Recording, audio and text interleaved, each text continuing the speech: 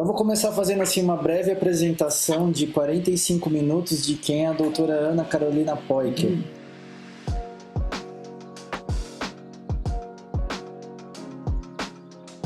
Eu acho que é até muita coisa assim para falar não precisa, em pouco tempo. Acho que pode falar só que eu sou CEO da Bitouch, era isso. É um resumo do resumo do resumo, né? Porque eu assisti a sua palestra no TED, muito interessante, inclusive. Por meio de machine learning, é possível orientar o processo de tomada de decisão. Os gestores podem tomar decisões a respeito da saúde dos seus colaboradores baseados em evidência, porque os dados ficam consolidados, podem ser analisados, há uma economia de recursos, né? E a vida das pessoas melhora de fato. E eu vejo aqui que é PhD, é a CEO e a fundadora da Bitouch e da Avax. Isso assim é o que está no perfil seu do LinkedIn, né? Fora as outras milhares de coisas que estão espalhadas na internet, até entrevista na Rádio Cultura falando de mindset. Uhum. Tem bastante coisa.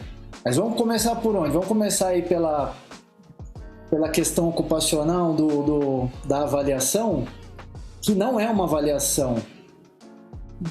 É um trabalho exímio, técnico. Quer falar um pouquinho? E aí, o que eu fiquei um pouco em dúvida, porque na saúde ocupacional, geralmente, é muito raso, assim, né? Apesar de ser um problema muito atual, complexo, profundo, e que requer toda a atenção, porque o número de afastamento é muito alto, né? Tudo relacionado à questão psicológica. E parece que assim a gente ainda fica olhando assim, vamos fazer uma avaliação psicológica ali, uma avaliação superficial que, sei lá, é mais barato, é mais rápido. Mas qual que é o seu olhar como especialista? Bom, especialmente depois da crise pandêmica, né, se aumentou muito o nível de conscientização das empresas em relação à questão do adoecimento mental. Houve um acréscimo nos afastamentos por motivo de saúde mental de quase 30%. Então, isso representou uma perda, né, da mão de obra produtiva, mas também um prejuízo muito importante para as empresas, né? Então, eu acho que isso fez, né, não só o grande gasto que as empresas já têm com a sinistralidade, com os planos de saúde, houve um incremento aí desse custo em virtude da crise pandêmica. Então, o que a gente pode dizer é que, de alguma maneira, a crise pandêmica acabou acelerando essa conscientização aí, favorecendo a conscientização, mas por um motivo, né, em que as empresas se viram ali tendo que agir, né, em relação a isso. Mas o que a gente percebe é que as empresas acabaram atuando de maneira absolutamente reativa. Não se tem uma perspectiva preventiva em relação ao adoecimento mental. Então, uma das ações que as empresas tomaram foi, por exemplo, contratar marketplace de psicólogos, telemedicina, enfim. E, naturalmente, isso favoreceu o tratamento daquelas pessoas que não teriam condição ou que estavam em regiões remotas e puderam ser atendidas por especialistas, né? Mas agora chegou o momento da gente poder refletir em relação à sustentabilidade desse modelo, né? Então, assim, a gente não tem que esperar alguém adoecer para pensar no problema da saúde mental, né? Então, outro aspecto que eu chamo a atenção é o fato de que a saúde mental ela é muito vista do ponto de vista do benefício, mas não se beneficia os dados de saúde mental. Então, assim, hoje nós também tivemos um avanço do desenvolvimento de tecnologia que permite uma gestão baseada em dados. Então, assim, são 2 pontos que eu tenho enfatizado, assim, sempre que eu tenho a oportunidade, né? Um é essa mudança de paradigma, de sair de uma lógica hegemonicamente centrada na doença e num modo de operar reativo, né, indo para um modo preventivo, preditivo, e a favor disso nós temos os recursos tecnológicos, né? Então, assim, a tecnologia permite que se trate esses dados de saúde, que se conheça prevalências, tendências, padrões, e a partir disso sejam delineadas ações. Muito interessante isso. Agora, isso é o que consta no seu novo livro ou não? Isso, justamente. Então, assim, no livro eu busquei reunir, né, pesquisadores da área da psicologia, da medicina ocupacional, que se debruçam sobre o tema da avaliação dos fatores de risco psicossociais. Esse não é um tema amplamente difundido ainda nos ambientes corporativos. O que a gente vê é as pessoas falando muito de saúde mental a partir da perspectiva da doença mental. Então, se vê falar de burnout, se vê falar sobre depressão, risco de suicídio, mas muito pouco a respeito daqueles aspectos que podem elevar o estresse dos trabalhadores. Então, a gente precisa pensar onde é que estão as causas raízes do adoecimento mental dos trabalhadores. Né? Então, assim, tem uma metáfora que eu gosto, que é imaginar uma lagoa poluída, né? E nessa lagoa não adianta a gente pensar que os peixes estão morrendo em função dessa intoxicação, da poluição, e só dar ração fortificada para o peixe, né? O que a gente precisa é pensar em como tornar essa água limpa. Então, assim, traduzindo aí a metáfora, né? Não adianta só pensar no benefício ou no kit onboarding, ostentação, né? A gente precisa pensar como que esse ambiente de trabalho está organizado, que carga horária é essa, se aquelas pessoas são expostas, por exemplo, a abuso moral ou outros aspectos que podem elevar o estresse desses trabalhadores e fazer com que eles venham a adoecer. Você acha que, então, essa questão, ela vai, além de um benefício para o funcionário, ela seria, em tese, uma necessidade de implantação nas empresas?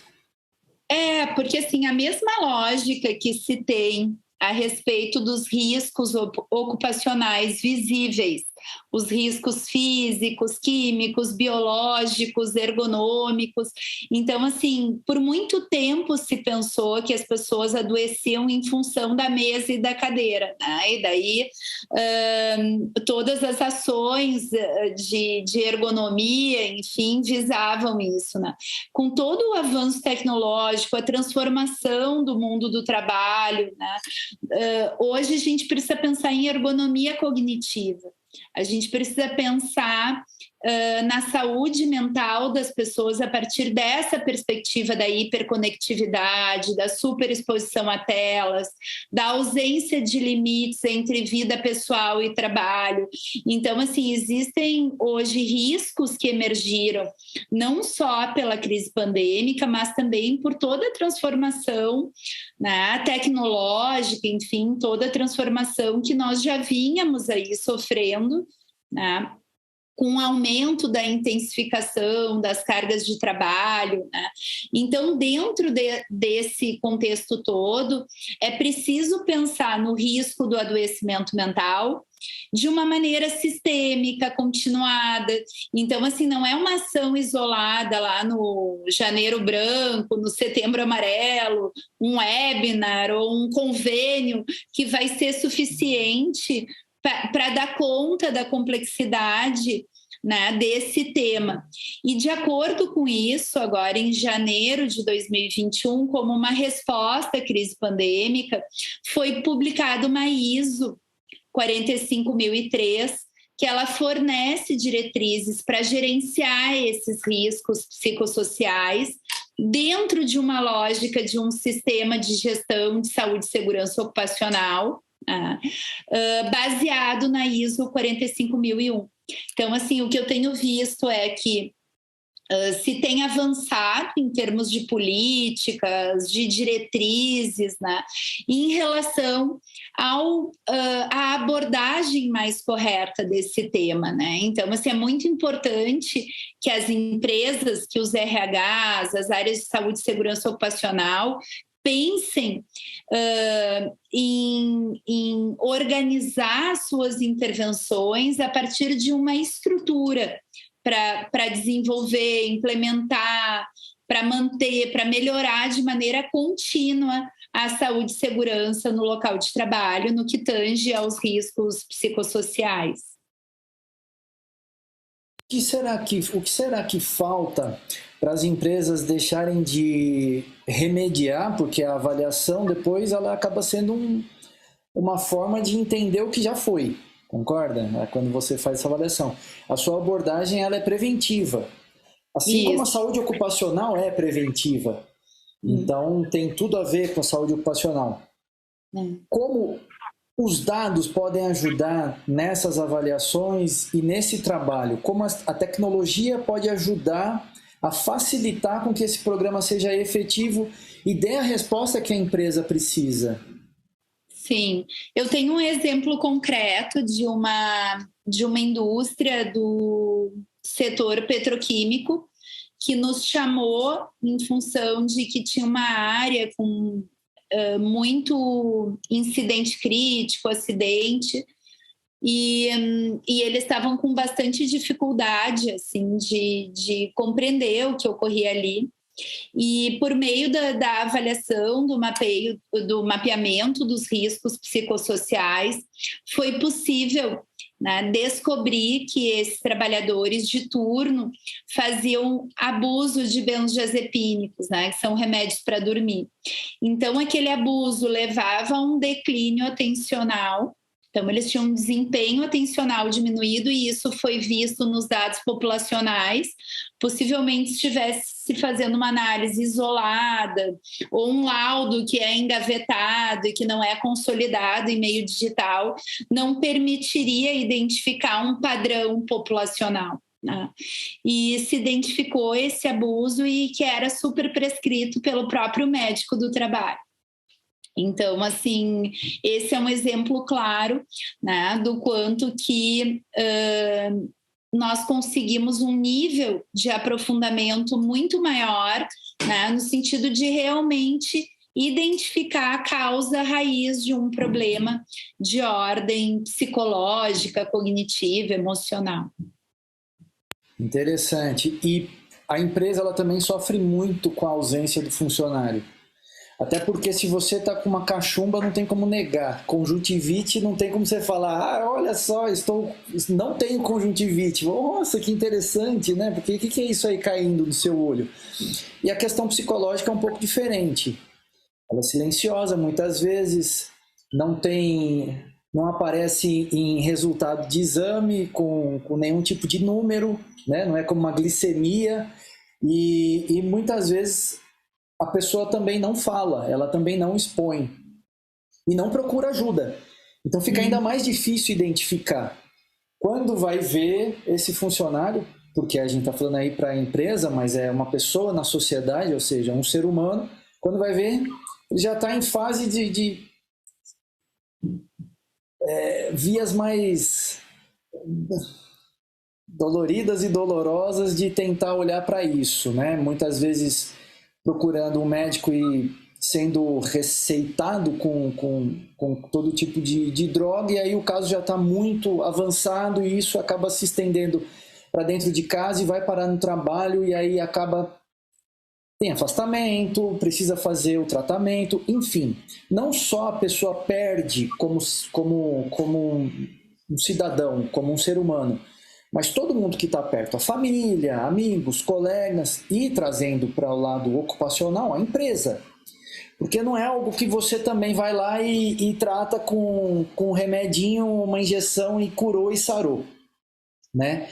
Então, as empresas também elas passam por uma dificuldade que é identificar a realidade do caso e se aquele afastamento que pode ser gerado por uma questão psicológica, se esse, para ela também pode pensar, tá, mas realmente esse funcionário ele tem que estar afastado, ele está passando por isso, como é que a gente mede isso?